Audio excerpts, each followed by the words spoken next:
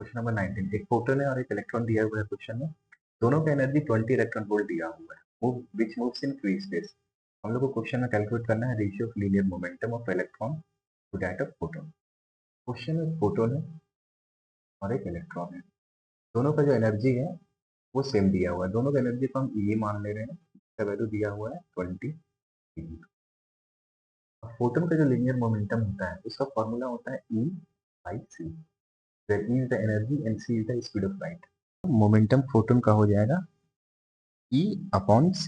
ये मेरा इक्वेशन 1 हो जाएगा। In case of electron energy का वैल्यू हो जाएगा हाफ mv स्क्वायर। अब हम लोग क्या करते हैं, न्यूमरेटर डिनोमिनेटर को मास से मल्टीप्लाई डिवाइड कर देते हैं। तो E का वैल्यू हो जाएगा 1/2 mv का होल स्क्वायर बाई m। इसको हम लोग लिख सकते हैं p square by 2m।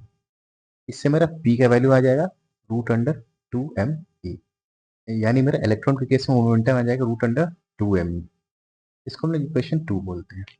p by P H का वैल्यू आ जाएगा √2me divided by e upon c equal to √2me into c by e, √2m by e into c।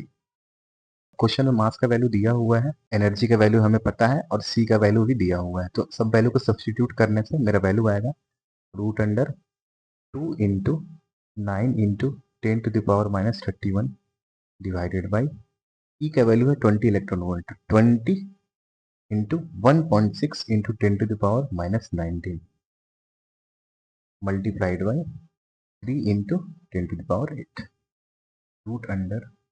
√9/16 into 10⁻⁻12 into 3 into 10⁸।